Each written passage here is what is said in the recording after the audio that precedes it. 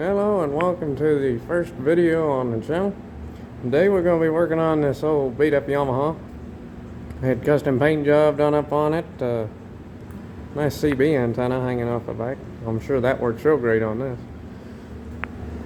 Got nice custom spark plug boot there. This is an older model. It's got the round side carburetor on it instead of the flat side. So I'm going to say this is probably mid 90s at latest, probably older than that. Yeah, side choke on there. It's probably, may even be looking at late 80s. It's got the old Yamaha's great idea of putting the reverse lever over here. You gotta be in first gear to go to reverse.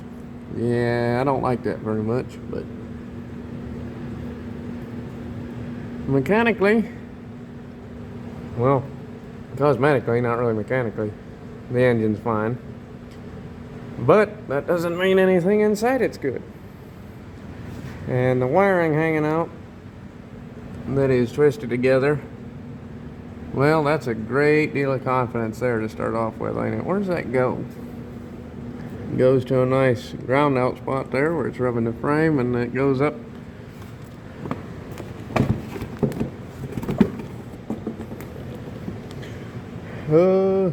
Probably comes up in there somewhere. It's been sitting in a barn a little while, I was told. That battery's is there any fluid in it? I can't tell. I'm sure that'll take a charge. Charge to the wallet for a new one. And what we got? Allen heads to hold the airbox lid. Oh, Yamaha. Some of your ideas were wonderful, and some of them sucked. Other than that, it's a little beat up here and there, but I've seen some pretty beat up four-wheelers that did plenty of work and rode all day long just fine. So, well, I'm going to get this airbox slid off and get to assessing this thing a little bit and figure out where I need to start.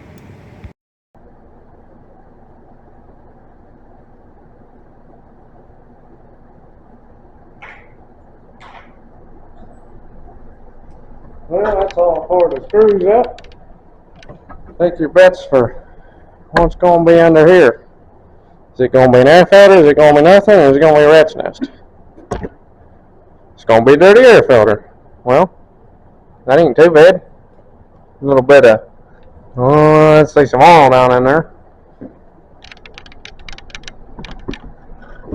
A little bit of oil.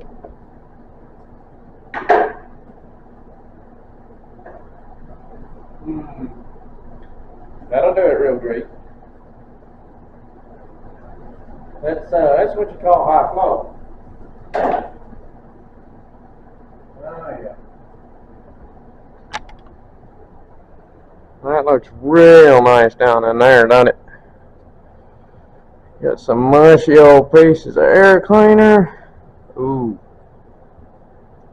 Yeah, I'm not sure how well you can see that, but that is nasty old air cleaner. That thing has disintegrated. It's turned to mush. Foam mud. I'll go ahead and get that cleaned out, and I'll bring you on back once it is. Well, I got the air cleaner box cleaned out a little bit. That was the nastiest air cleaner box I've ever seen. It looked like a bunch of grease mixed with mud made into a soup. Yeah, not fun. But now I want to take the lid, plastic, whatever you want to call it, gas tank cover off. I guess that'd be the right way to say it. It's got 4 JIS headed screws in it. Now, if you don't know what JIS is, it looks like a Phillips, but it's not.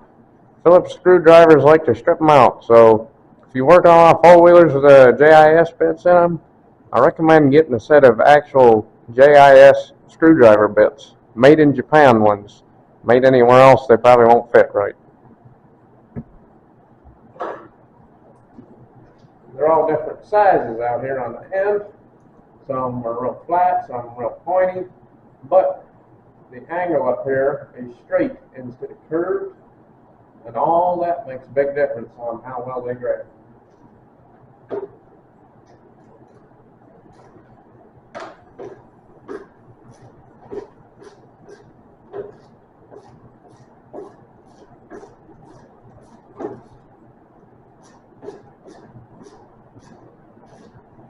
These old screws a little bit stiff. Not come out real easy. Long? Why don't I get that all down some plastic? Wow.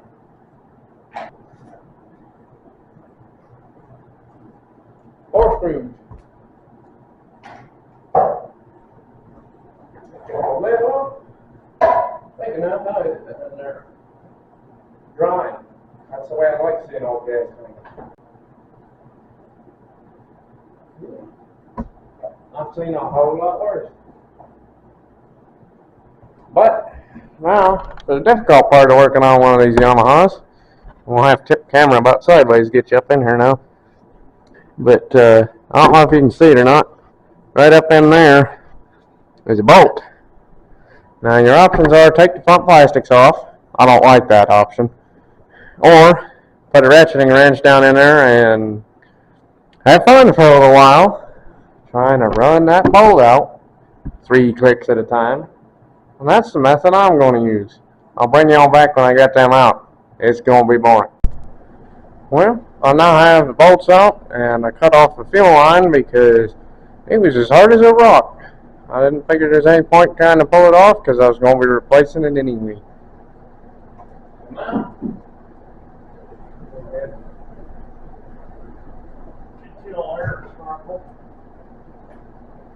Now,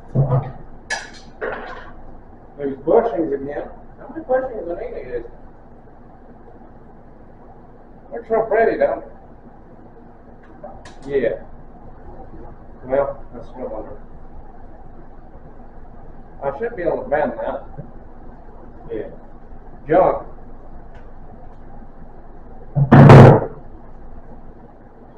But now, we have a lot better access to the top of the engine and to Mr. Carburetor. He's where I'm headed because I'm going to guess he don't look very good judging by the rest of this machine.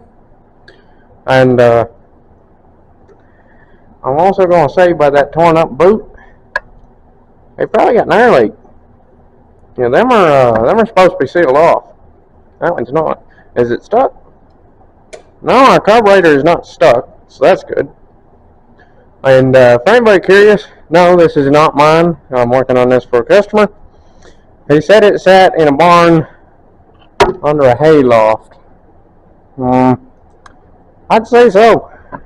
It'd be dirtier, but it did sit out in the rain, so it's been washed off some. I can't tell if it's been painted once, twice, or 3 times. I've seen at least 3 different colors on the plastics. Somehow it's still got grips on it. I don't know how them survived given the condition of the rest of it here. Get you a load of these tires back here. Yeah. Real pretty. But I'm gonna go ahead and start pulling off Mr. Carburetor. I believe he's gonna be a screw and a hose clamp at the back, a pair of bolts up here, and whatever fight it's gonna be to get the choke and the throttle off. Hopefully the throttle will be finger tight like it's supposed to be. And the choke, I'm guessing is going to be 14mm wrench. That's what they usually are.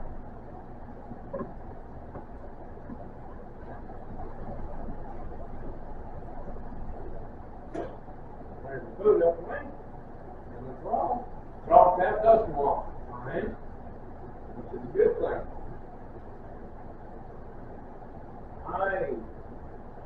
Barrel's not bad at all. I was afraid that was going to be this.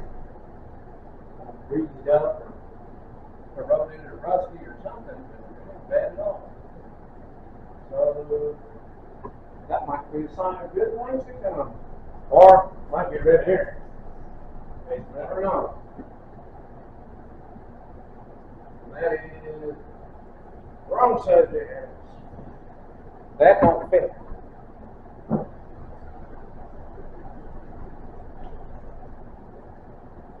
Let's whip.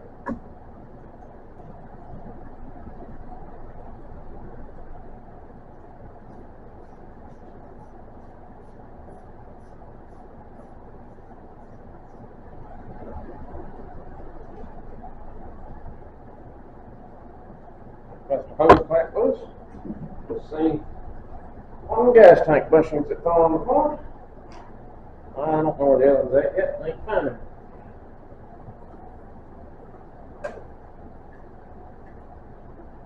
We're going to try the adjustable.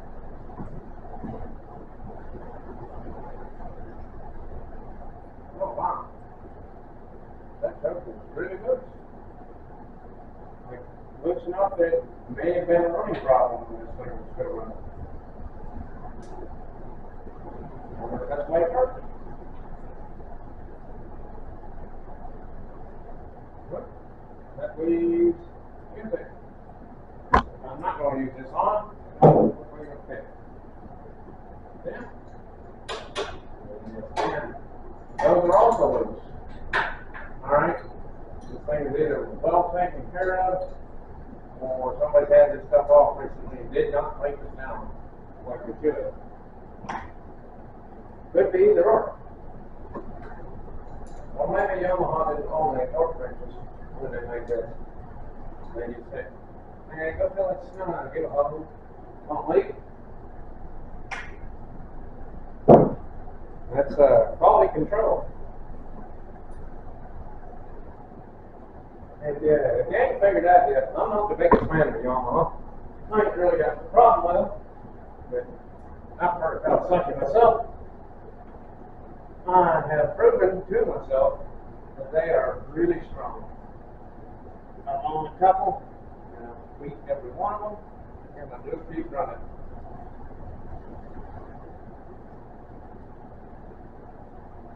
Well, here's our price.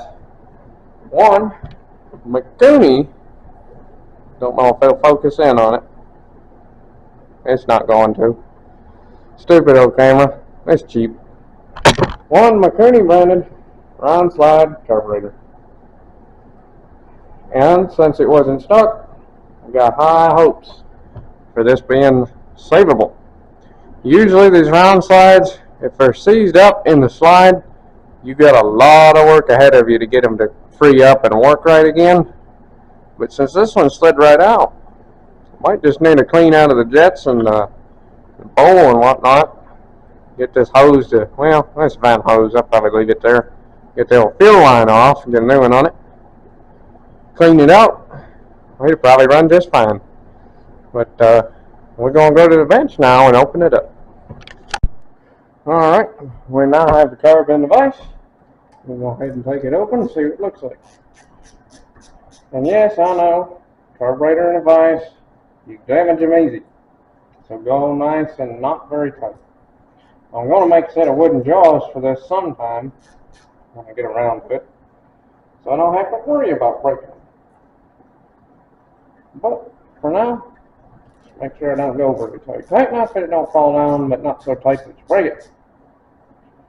These original, especially the McCooney's, Keans too. Finding them original, hard, and expensive. And your aftermarket ones, well, they don't work right. Most of them don't anyway. I've had terrible luck with them. Come on. Bowl's glued down a little bit. There we go. Ooh. Looks real nice, don't it? I'd say it's going to need a kit. And gaskets and maybe jets. Got splash plate bowl, whatever they call that. Annoying. They don't ever work right. At least I don't think they do. Maybe they do. Need. Got a nice little punch over here. Push. Pen.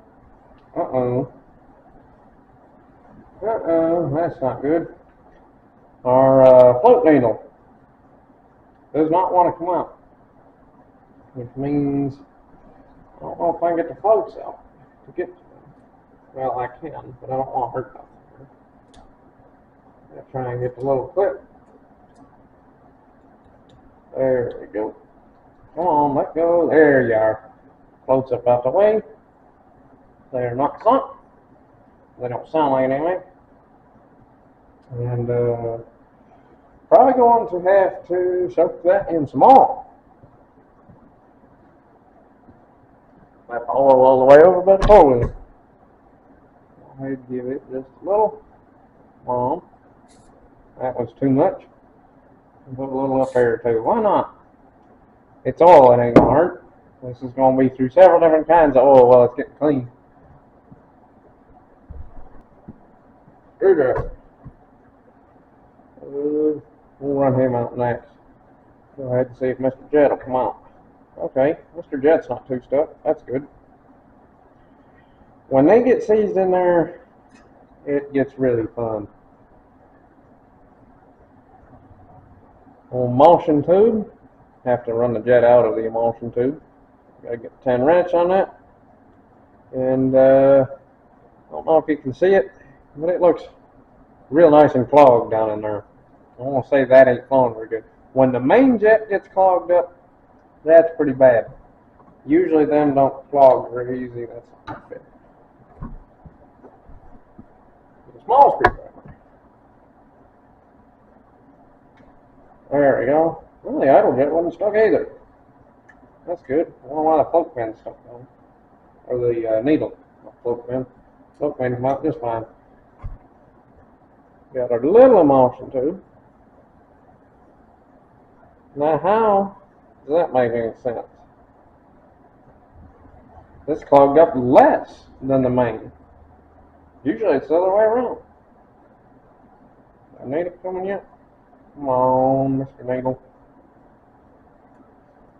Come on, Mr. Needle. See if I can get in on its little groove and give it a little pry. If it's that stuck, I'm almost certain it's going to need a new needle, but it's still got to come out. So I don't believe this has a changeable float seat. I believe these are permanent type. Come on. I'll have to get a pair of pliers.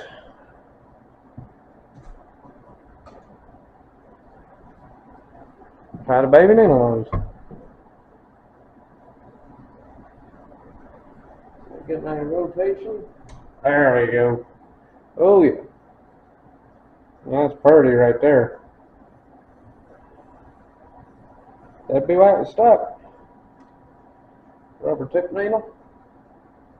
And that plate may actually hold that seat in there. I don't remember when Yamaha started doing the removable seats. I know the one that I just worked on yesterday had a removable seat because I changed it. But I think it's about 10 years newer than this one.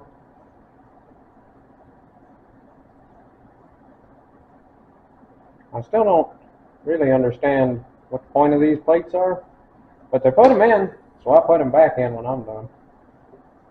Go ahead and give this just a little. Okay, right out it comes. That O-ring is toast. That would have leaked. Other than that, the fuel inlet's entirely stopped up. I wonder if this thing got parked over winter or something, had crappy gasoline in it, and clogged the carb up, and then it sat longer, and the gasoline turned to varnish. So I was told. Now, you know how that goes. I was told this was only put away, but barn, whatever. 2 or 3 years? Yeah. That don't look like 2 or 3 years. That looks more like 5, 6, 7, maybe more. Now we're going to run this all the way down first.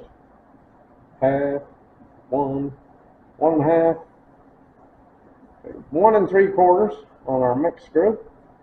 I do that so I know where it was last at, because there's a good bet that where it was last at is where it last ran. So that gets your mixture in close. Now if your mixture is something real screwy, like half a turn, just take it out, because you're going to have to reset it. You can reset it by either looking up what it's supposed to be, or you can go to generally 2 turns to start off with, and then tune it from there once it's up and running. Tune it a little more, take it out a little bit for a little more fuel, or put it in a little bit for a little less fuel. Sorry about the heater, it's blowing right at us now. But I'm going to go ahead and shut the camera off for a minute.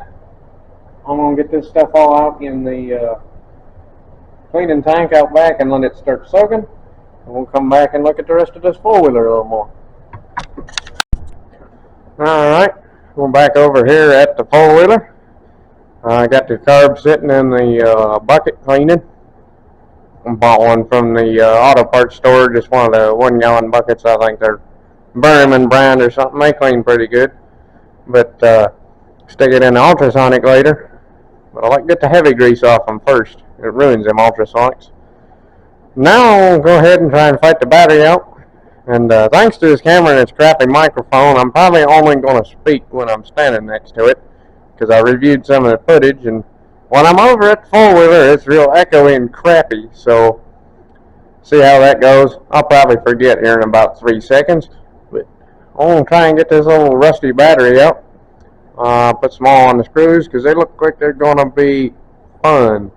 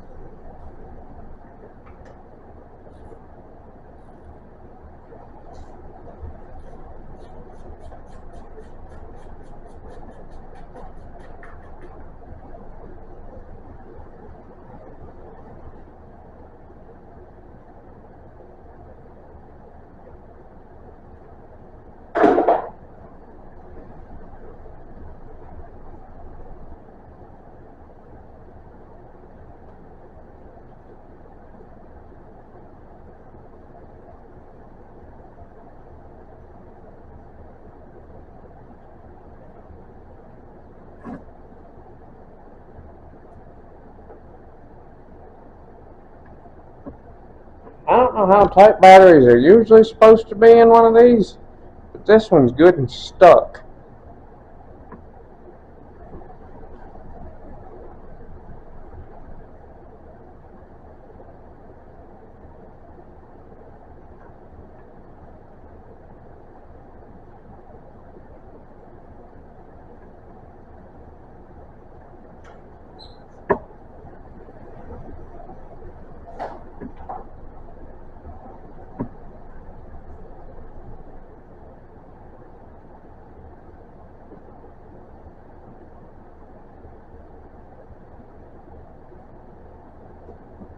Well, it's out.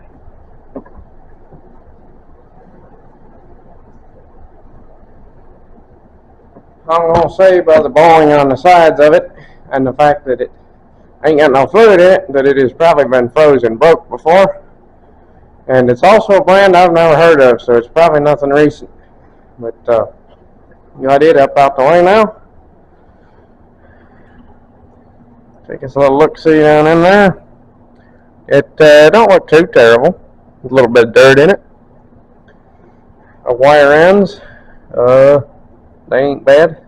I don't know how well you can see them on this, but they look pretty decent. A little clean up and they'll be fine. I think we got, I don't know if that's just a connector or a fuse or what we got in there. I wonder if it goes out to our mystery wiring over there around the side. But one thing I don't see, and it might be hiding around the back, I don't see no starter solenoid, which is a problem, because usually they're supposed to have them. Yeah, they're up in there. Right in there it is. There. I don't think y'all can hardly see it. If I want to be doing this much, I'm going to need a better camera. This one sucks. But I've got the battery out now. Got the carb cleaning up. I'm going to I'm going to order some parts for this thing. I'm going to then get the carb rebuilt, get a battery, carb kit, battery, carburetor kit. I need to put a jump box on it and see if the solenoid's bad, I guess. We'll do that right quick. And that'll probably be it. That's how I operate this car part. I'm still learning. I'll go ahead and put me one of them jump starters, battery packs on this, and see if we got any power on the lights, or if we got crank at all, and try and see what else I'm going to need. Well, no immediate fire.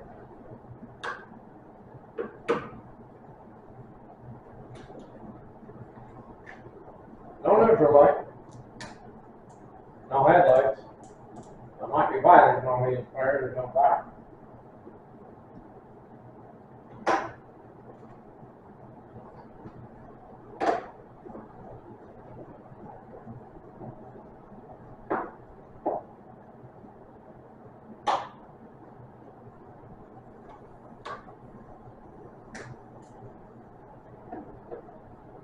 Ain't got no tail light. Ain't got no headlight. Ain't got no crank. Ain't got no neutral light. Don't want to go in reverse.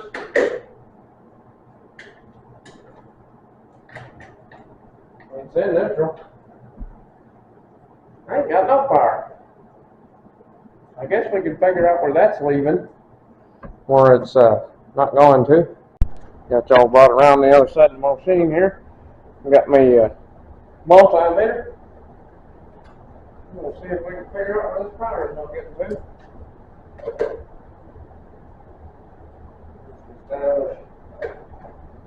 Record this stuff. Establish we got ground. We got ground with the motor. So that's coming into that.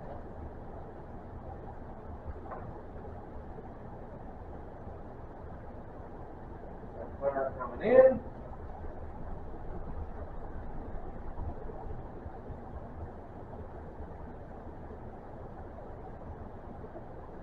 I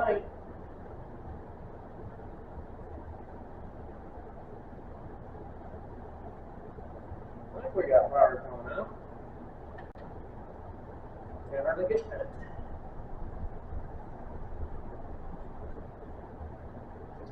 Take this plug off for the main power harness. Let's get it stuck.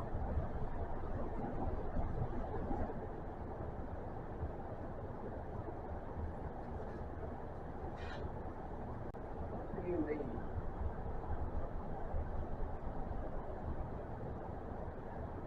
Do you need a screwdriver or do you need Hercules?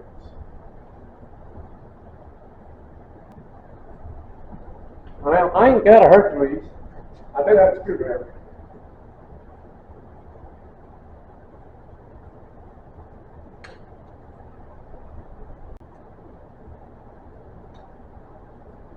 Screwdriver ain't working.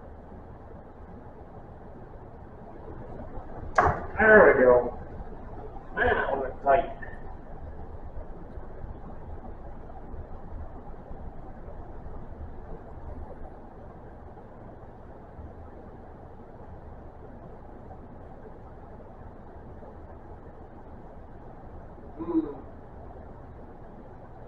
Well, that's nice. Got us a nice big 1.5 volts on that one. A nice big 1.8 on that one.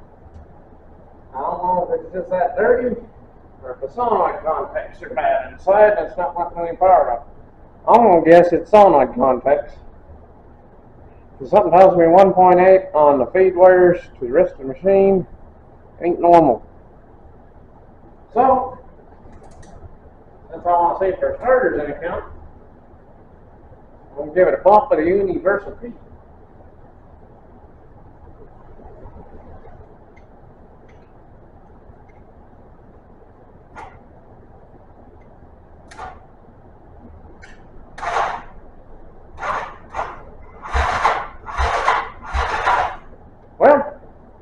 It's slow, but that's probably this battery box about dead again, or my universal key ain't making very good connection. But it does crank over, so I'm going to add solenoid to the list of parts it needs. So I'm just 1.8 coming out of it, and that's not coming out of it towards the starter. That's coming out of there's two big wires and two small wires. One big wire comes from the battery, it's a supply. Another big wire goes to the starter, and then there's two small wires that come out that go to the rest of the machine. I'm guessing 1.8 volts is not enough on those, but sometimes the main power for the rest of the machine is actually separate from the solenoid entirely, and if that's the case, then the other circuit, the two little wires on the solenoid, will be a ground, not power. If that's the case, they might be fine, but we'll have to do some investigation. Obviously there's some screwed up wire, but for now, I think that's going to do it for this first episode, because I'm not going to be able to do a whole lot more until I get some parts in. I'll probably fiddle around a little bit, try and find my wiring fault, but watching me do wiring would be like watching the grass grow. So I'm not going to bother to record that. But well, if you've enjoyed sitting here and watching a moron work on a broken four-wheeler, then keep an eye out for the next episode. It'll probably be a week or so when parts come in, or maybe sooner if I find something else to work on. I've got other stuff that needs done.